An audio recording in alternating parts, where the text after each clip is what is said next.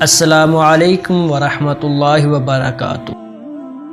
دوستو، بنی اسرائیل نے ایک دفعہ کہا، اے نبی اللہ، ہم قیامت کے دن کا حال اپنی آنکھوں سے ابھی دنیا میں دیکھنا چاہتے ہیں تاکہ ہمیں یقین ہو، ہم عبرت حاصل کر سکیں اور گناہوں سے بچ سکیں، اور ہمیں پتہ لگ جائے قیامت کے دن گناہ گاروں کا کیا حشر ہوگا۔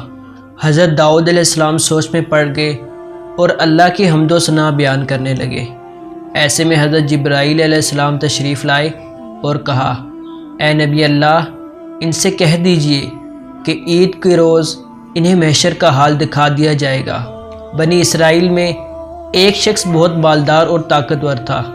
اس کے پاس ایک زرد رنگ کی خوبصورت گائے تھی۔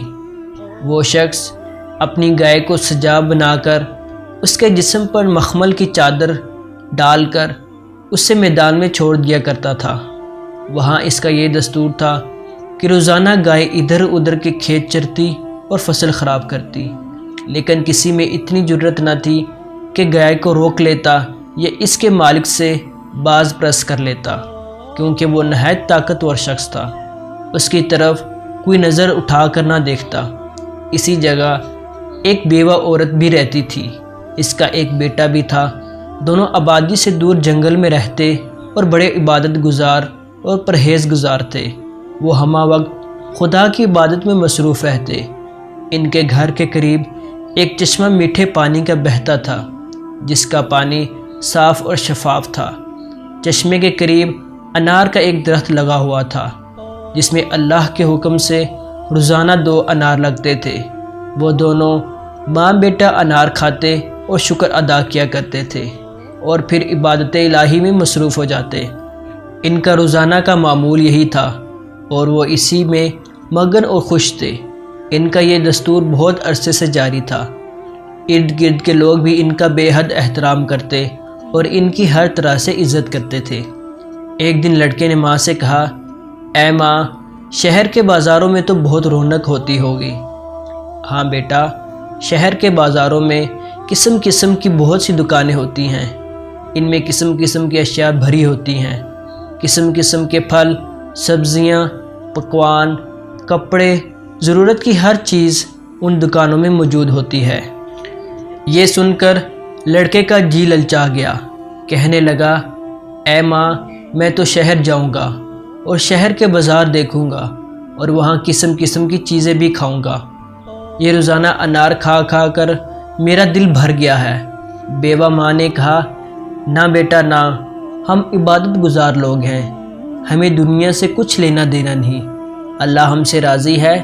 دیکھ، ہمیں اس نے اپنی نعمتوں سے نواز رکھا ہے، ہمیں صاف میٹھے پانی کا چشمہ دے رکھا ہے اور کھانے کے لیے انار کا درخت بھی، جس پر روزانہ 2 انار ہمارے کھانے کے لیے پیدا کرتا ہے۔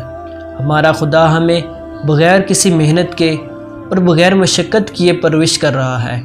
ہمیں اور کچھ نہیں چاہیے، جو اللہ کی طرف سے مل رہا ہے کافی ہے۔ کھا پی اور اللہ کا شکر ادا کر۔ ہم بہت غریب لوگ ہیں، شہر میں خرچ کرنے کے لیے روپیہ پیسہ کہاں سے لائیں گے؟ صبر اور قناعت کر۔ لالچ اور طمع بہت بری لعنت ہے اور اللہ کو بالکل پسند نہیں۔ لیکن لڑکا ضد کرنے لگا کہ میں کچھ اور کھانا چاہتا ہوں۔ اسی دوران ماں نے درخت کی طرف دیکھا تو انار غائب پائے اور ادھر چشمے کا پانی بھی سوکھ گیا۔ ماں بہت پریشان ہوئی اور رونے لگی۔ لڑکا بھی اپنی ضد پر پشیمان ہوا اور توبہ استغفار کرنے لگا۔ ماں نے کہا، بیٹا، تمہاری ناشکری، بے صبری اور لالچ کی وجہ سے اللہ نے جو روزی ہمیں باندھ رکھی تھی واپس لے لی۔ لالچ ہرگز نہ کرنا۔ یہ کہہ کر وہ پھر عبادت الہی میں مصروف ہو گئی۔ دونوں ماں بیٹا ایک دن اور ایک رات ہر چیز بھول کر عبادت الہی میں مصروف رہے اور توبہ استغفار کرتے رہے۔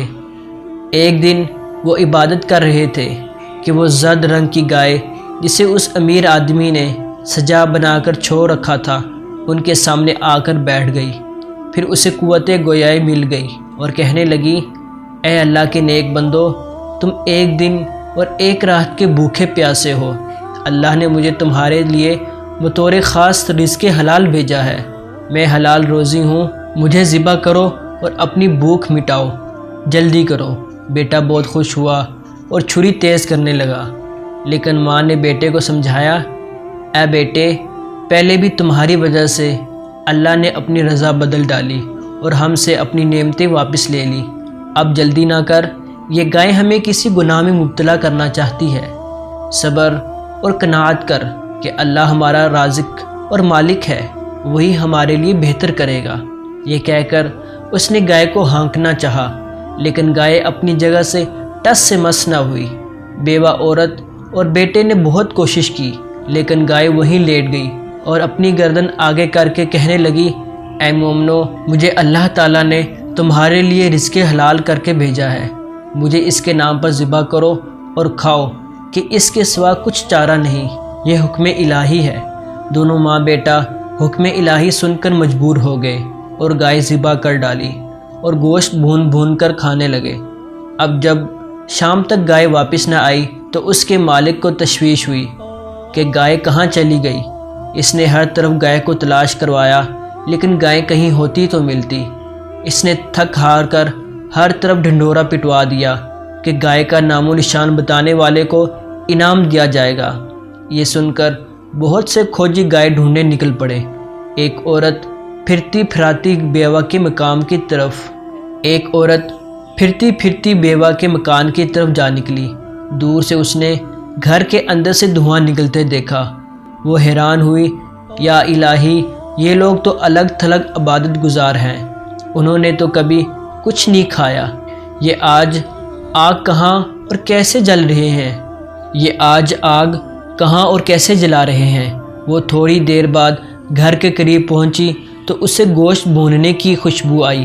اس کی حیرانگی اور بڑھ گئی۔ وہ گھر میں گھس گئی۔ اس نے دیکھا کہ ماں بیٹا دونوں گوشت بھون رہے ہیں اور مزے لے لے کر کھا رہے ہیں۔ بیوہ نے جو ہی اس بڑھیا کی طرف دیکھا، وہ گھبرا گئی اور گھر کے اندر کمرے میں چلی گئی۔ اب بڑھیا جو بہت چلاک تھی، اس کے پیچھے ہی چلی گئی۔ وہاں اس نے گائے کی کھال اور باقی کا رکھا ہوا گوشت دیکھا اور اسی قدموں واپس لوٹ گئی۔ اس کے جانے کے بعد ماں نے گھبرا کر بیٹے سے کہا، ہائے بیٹا، کتنے عرصے سے ہم لوگ آبادی سے دور الگ تھلگ اللہ کی عبادت میں مصروف ہیں اور ہمارا گزارا اسی کے دیے ہوئے رزق حلال پر تھا، لیکن تمہارے لالچ اور حرص نے مجھے بھی گناہ گار کر دیا۔ معلوم نہیں یہ گائے کس کی تھی، اب ہمیں رسوائی کے علاوہ کچھ نہیں ملنا۔ یہ کہہ کر وہ زور و قدار رونے لگی اور اللہ کے حضور توبہ استغفار کرنے لگی۔ وہ چلاک عورت فوراً گائے کے مالک کے پاس پہنچی اور سارا ماجرا کہا۔ وہ بھاگا بھاگا حضرت داؤد علیہ السلام کے پاس پہنچا اور مقدمہ دائر کر دیا۔ حضرت داؤد علیہ السلام نے دونوں ماں بیٹے کو بلوا لیا اور کہا، اے بی بی، سچ کہو، اصل قصہ کیا ہے؟ اس پر دونوں ماں بیٹے نے روتے روتے گائے کے آنے کا پورا حال حضرت داؤد علیہ السلام کو کہہ سنایا۔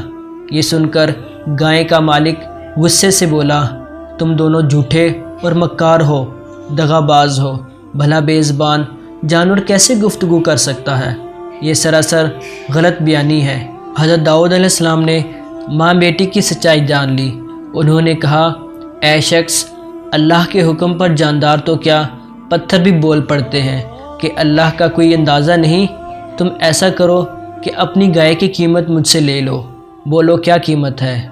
لیکن وہ شخص کہنے لگا، اے داؤد علیہ السلام، میں نے تو ان سے قصاص لینا ہے، اس کے علاوہ میرا کوئی اور مطالبہ نہیں، کہ وہ گائے مجھے بہت عزیز تھی، اس کے خون کی قیمت ہرگز نہیں لوں گا، مجھے بس قصاص ہی چاہیے۔ اسی اثناء میں حضرت جبرائیل علیہ السلام تشریف لائے اور فرمایا کہ اے اللہ کے نبی، اللہ نے تمہیں سلام کہا ہے اور فرمایا ہے کہ کل عید کا دن ہے، اس مقدمے کا فیصلہ سرعام میلے میں کرنا تاکہ لوگ دیکھ سکیں کہ روز محشر کیا ہوگا۔ یہ کہہ کر حضرت جبرائیل علیہ السلام چلے گئے۔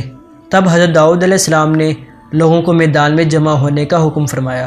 عید کے دن سب لوگ میدان میں جمع ہو گئے اور وہ لوگوں کے سامنے اللہ کی حمد و ثنا کرنے کے بعد زبور کی تلاوت کرنے لگے۔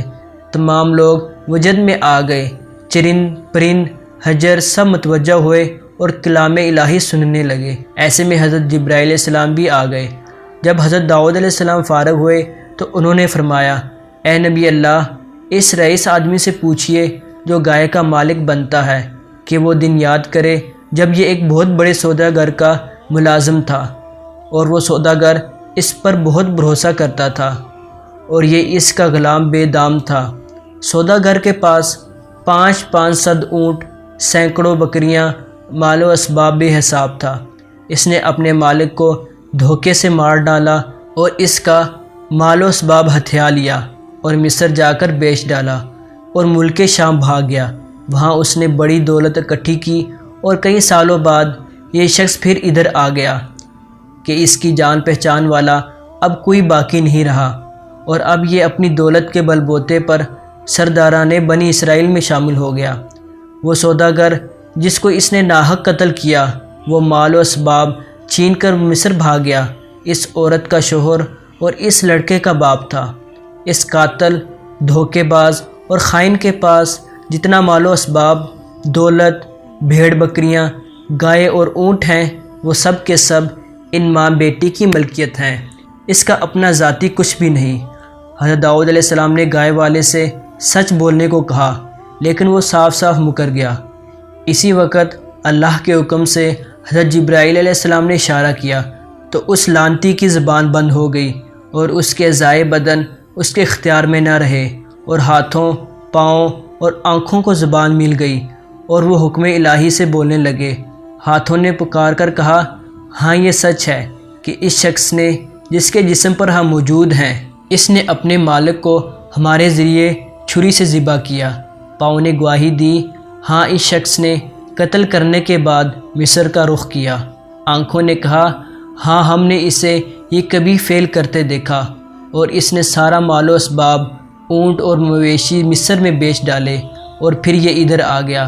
قوم بنی اسرائیل کو ہاتھوں اور اعضائے جسمانی کو گواہی دیتے دیکھ کر بہت حیرانی ہوئی، اور حضرت داؤد علیہ السلام نے قوم کو مخاطب کرتے ہوئے کہا حشر کے دن یہی ہوگا کہ جن ہاتھ، پاؤں اور دوسرے اعضاء کے ساتھ تم نے برے کام کیے ہوں گے وہ اعضاء تمہارے خلاف گواہی دیں گے جیسا کہ تم دیکھ چکے ہو۔ حضرت داؤد علیہ السلام نے سارا مال و دولت، مال و مویشی، ماں اور بیٹے کو دے دیا اور قاتل کو سزائے موت سنائی اور قصاص لینے کے لیے جلد دونوں کے حوالے کیا۔ بیٹے نے اور ماں نے سجدہ شکر ادا کیا اور وہ سارا مال و دولت راہ خدا میں دے دیا، اور دونوں اپنی عبادت